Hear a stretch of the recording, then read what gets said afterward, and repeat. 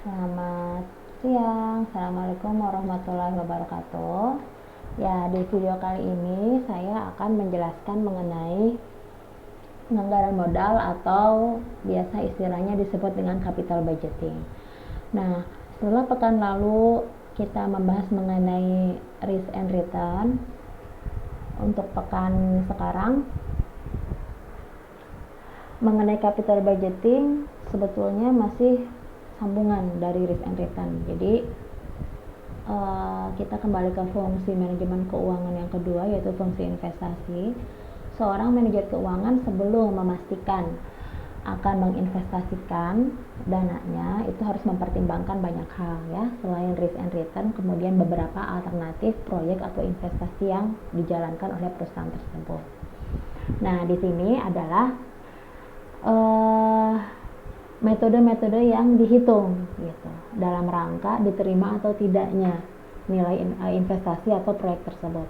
Oke, kita ke pengertian capital budgeting adalah keseluruhan proses dalam perencanaan dan pengambilan keputusan mengenai pengeluaran dana jangka waktunya yang melebihi 1 tahun. Nah, kemudian ada juga yang menyatakan bahwa capital budgeting adalah menilai rencana investasi yang akan kembali dalam jangka panjang, yang mana investasi adalah komitmen atas jumlah dana atau sumber daya lain yang dilakukan saat ini dengan harapan memperoleh keuntungan di masa yang akan datang. Oke.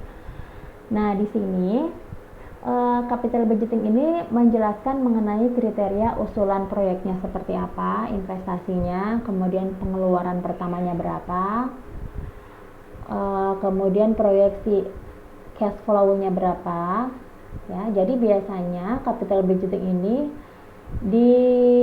dilakukan ketika masih rencana ya, di proposal bisnis atau di studi kelayakan bisnis.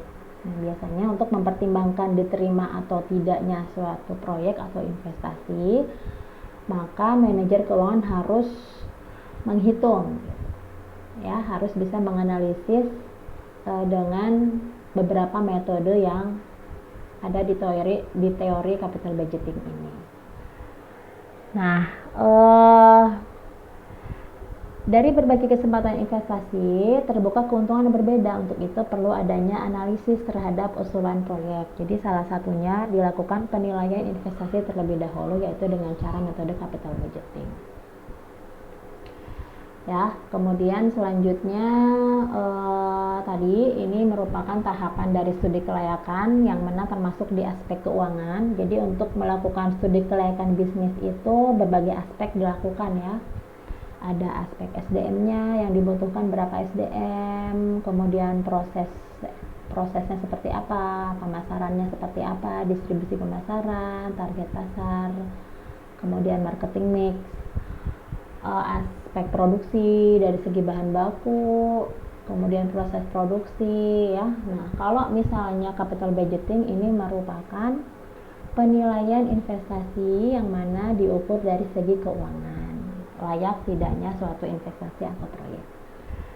Nah, aspek penting capital budgeting yang pertama menggunakan cash flow, yang mana cash flow ini pertimbangannya adalah arus kas masuk yang memang bisa diukur gitu. Makanya biasanya untuk studi kelayakan bisnis ini kan biasanya dipakai untuk pengajuan pinjaman misalnya ke bank. Itu tidak bisa kalau misalnya dari betul-betul usaha dari awal gitu ya, minimal 2 tahun 3 tahun sudah berjalan. Nah, itu sudah bisa diproyeksikan, diperkirakan berapa arus kasnya yang didapatkan gitu ya.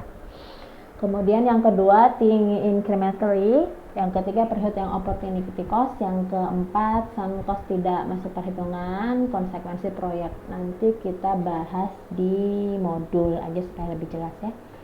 Nah, ini ada 5 metode sebetulnya: ARR, payback period, net present value, profitability index, kemudian ada IRR. Kemudian yang keenam ini adalah capital rationing, yaitu membuat skema pemeringkat dari 5 metode yang sudah dihitung dengan berbagai alternatif proyek gitu ya. Nah, ini rumus-rumusnya, rangkuman rumusnya. Nah, kita mulai bahas satu persatu di modul. Metode dalam capital budgeting yang pertama adalah average rate of return, yang mana disebut juga dengan accounting rate of return. Ini rumusnya adalah rata-rata earning after tax dibagi dengan rata-rata investasi dikali 100%. Ya, yang mana untuk menghitung rata-rata earning after tax ini berarti harus diketahui dulu earning after tax-nya berapa. Gitu. Sama halnya dengan rata-rata investasi. Oke, kita langsung ke contoh ya. Perusahaan Sari Delima sedang menilai 2 buah proyek, yaitu proyek A dan proyek B yang masing-masing membutuhkan nilai investasi untuk proyek A 6 juta, proyek B 7.200.000. Ya, maka ini nilai umur ekonomisnya 6 tahun. Nah, di sini rumusnya adalah untuk cash inflow adalah earning after tax ditambah dengan depresiasi. Di sini diketahui depresiasinya untuk proyek A 1 juta, untuk proyek B 1.200.000. Gitu ya. Maka kita harus mencari tahu cash inflow-nya, yaitu dengan cara ini, dengan skemanya earning after tax-nya 1 juta setiap tahun. Kemudian ini skema earning after tax-nya seperti ini perhitungannya. Nah, maka kita cari cash inflow-nya dengan cara earning after tax ditambah dengan depresiasi. 1 juta ditambah 1 juta untuk proyek A, ya. Ini tadi depresiasi 1 juta, kemudian proyek B 1.200.000. Kita tambah-tambahkan setiap tahunnya. 1 juta ditambah depresiasi 1 juta sampai tahun ke-6, kemudian dibuat rata-rata, dirata-ratakan. Begitupun dengan yang proyek B. Gitu. Untuk earning after tax yang tahun pertama didapatkan 3.300.000 ditambah dengan 1.200.000 depresiasinya. Ini. Maka hasilnya adalah 4.500.000. Kemudian tahun kedua 1 juta, earning after tax-nya ditambah depresiasi 1.200.000 jadi 2.200.000 sampai tahun ke-6. Maka dibuat rata-rata ya. Nah, baru setelah itu dirata-ratakan. Dicari tahu ARR-nya, dimasukkan ke rumus ARR dengan cara rata-rata earning after tax dibagi dengan rata-rata nilai investasi. Rata-rata earning after tax didapatkan dari mana? Kalau proyek A 6 juta dibagi 6 berarti 1 juta. Kalau proyek B 5.400.000 dibagi 6 900.000 ya. Nah, ini di tabelnya nih ya. Earning after tax ini dirata-ratakan dibagi 6 karena 6 tahun kan. Nih, 6 tahun ya. Oke. Berarti untuk proyek A 1 juta dan proyek B 900.000. Ini untuk rata-rata earning after tax. Setelah itu kita cari rata-rata investasinya untuk masing-masing proyek, yaitu dengan cara nilai investasi dibagi 2. 6 juta dibagi 2 untuk proyek A, 7.200.000 bagi 2 untuk proyek B. Berarti 3 juta dan 3.600.000. Nah, itu dimasukkan ke rumus ARR. Untuk proyek A berarti 33,33% dan untuk proyek B adalah 25%. Kriteria pemilihannya adalah yang angkanya paling tinggi. Jadi di sini proyek A lebih baik daripada proyek B karena average rate of return-nya lebih besar dibandingkan yang proyek B gitu ya. Jadi untuk yang pertama itu ya rumusnya adalah rata-rata dari earning after tax dibagi dengan rata-rata investasi. Gitu. Kemudian yang dipilih adalah yang nilainya paling tinggi. Oke, itu untuk yang pertama. Yang kedua adalah payback period.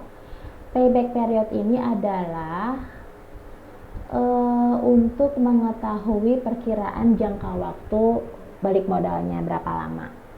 Nah, gitu. Jadi payback period ini tujuannya adalah outputnya adalah jangka waktunya lama atau sebentar nih jangka waktunya.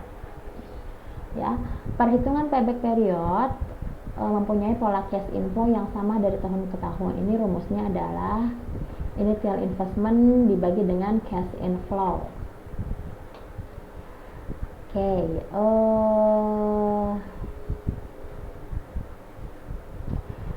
Ini seperti soal cerita. Untuk ringkasnya kita kayaknya mengambil contoh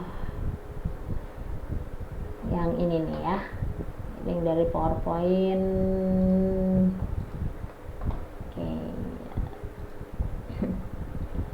Di materi yang sebelumnya.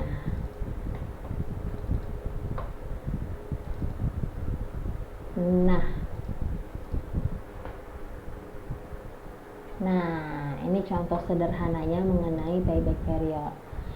Jadi, untuk mengetahui periode waktu yang diperlukan untuk pengembalian investasi pada proyek. Misalnya, nilai investasinya 1 juta di tahun ke-0.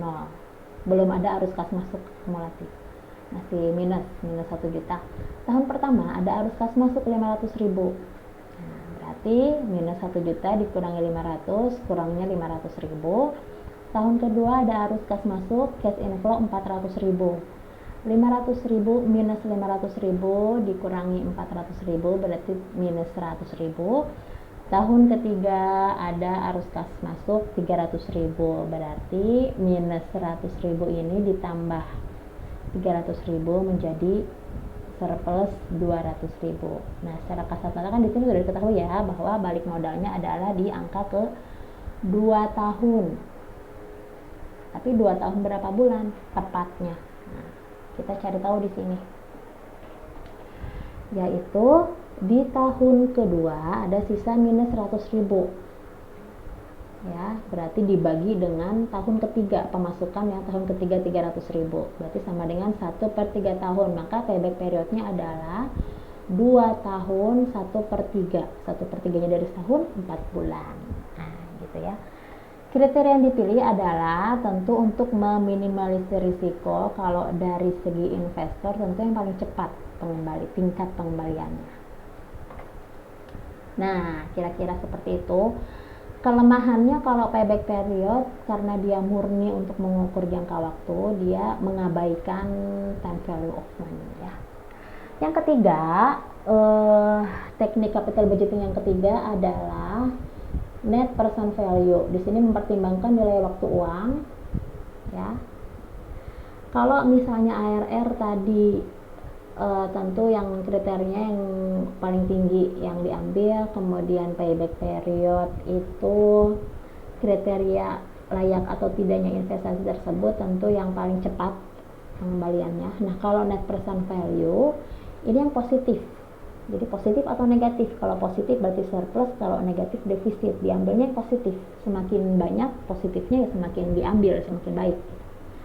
Rumusnya adalah persen cash inflow dikurangi persen value investment. Kita langsung ke contoh. Misalnya proyek senilai 600 juta menghasilkan cash flow selama 4 tahun, masing-masing tahun pertama 150 juta sampai tahun keempat 300 juta. Nah, ini proyeksi keuntungannya atau bunganya 15%, maka net present value-nya, nah ini ditulis dulu ya.